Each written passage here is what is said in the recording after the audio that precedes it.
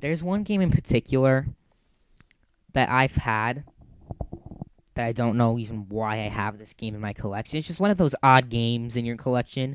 Everyone has one of those, right?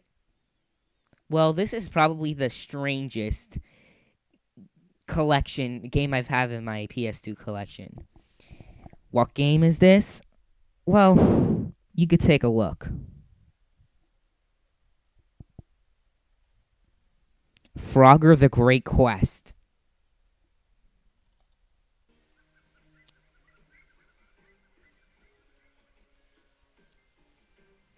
Okay, so let's start off with the main menu. As you can see, there are no options. There are barely any free things you could do.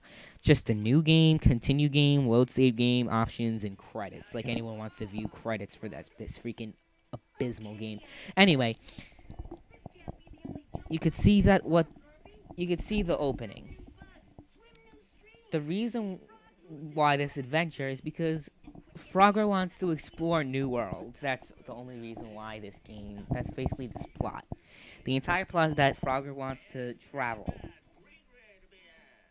No other thing, just that. I mean, he also has to something involved with Princess. The plot is just so bad. I just don't even want to get too much into it. But that's your essential plot. It's bad. That's all you have to know. That this is an awful plot. So then you get into the gameplay.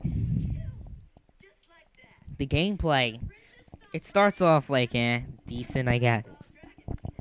Collecting coins. And then you realize there's a forced tutorial. With text. I mean, you do have a voice along with it, but the freaking fairy, the frog mother or whatever, fairy frog mother, that's her name, is just flat out annoying. And then you realize you could swim, jump in there and everything. And then you realize there are enemy fish going after you, so then I just go to the topic at hand.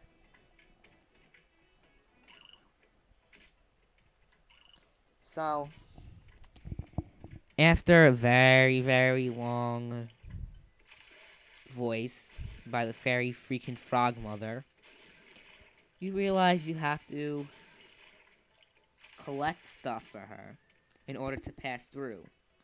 As if you didn't know that collecting stuff is good. Oh, gee, thanks. You telling me that gems are worth more than coins? I would have never figured that freaking out. Thanks for the freaking awful tutorial.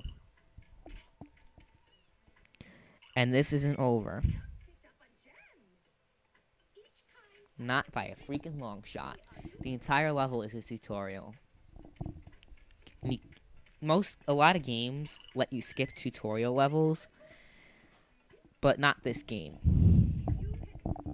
And that's the thing I found that plagued Sonic Heroes in Team Rose's storyline. So you can imagine how I feel about this. And then you press square to spit. That is your main attack, to spit. And that somehow destroys the enemies. And you have to go up to a bug and press circle to fill up your health meter. But it's freaking hard to die. Dying isn't the easy... Like, you could fall off a freaking platform, you don't even lose health. The only way you lose health is from getting hit by an enemy. And you take very little damage to that also. So overall, first impressions aren't too good. Just gameplay-wise. Or just freaking the first level. Ugh, man.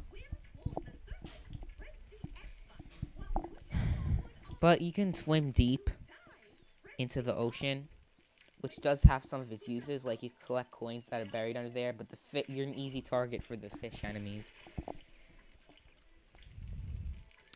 So I guess I'm gonna try to move on. So there's a mushroom. You hop onto the mushrooms, and then you hop onto this. The platforms, in my opinion, are slippery. Not as slippery as Bubsy 3D, but pretty damn slippery. Oh, gee, I wouldn't know that. Thanks, freaking fairy frog mother. I wouldn't realize that that's where I have to freaking go. Ugh. So I'm trying to get through, and I can't.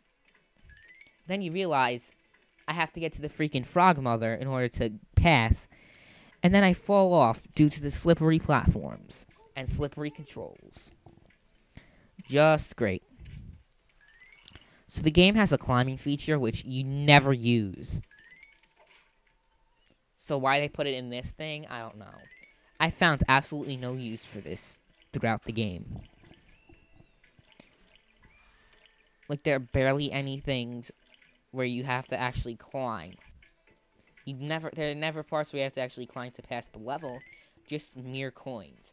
And there's barely any reward. The only thing you unlock is artwork, concept art. And then you realize your character can glide, which can be used throughout platforms. That actually has a use. The climbing doesn't, though. And then there's this. Probably the worst part of the level. You're just swimming. You fall down a waterfall.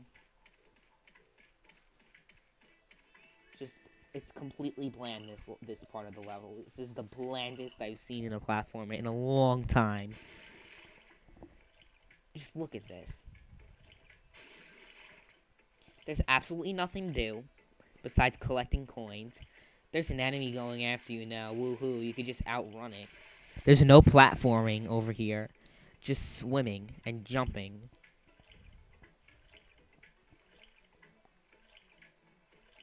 And then you go down another waterfall. Woo.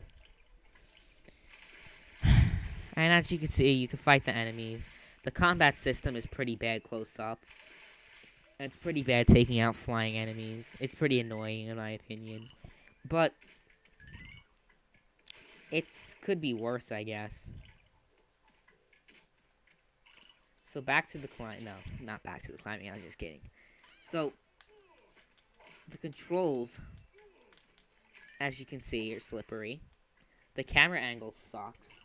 The camera controls are just awful. Look at me pressing, and I can't find a freaking decent camera control. So that's pretty bad. Just looking at that. So, and then you realize when you complete a level that there's a shop. So I'm gonna enter the shop.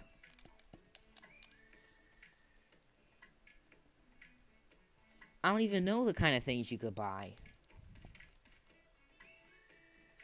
What kind of things are they selling?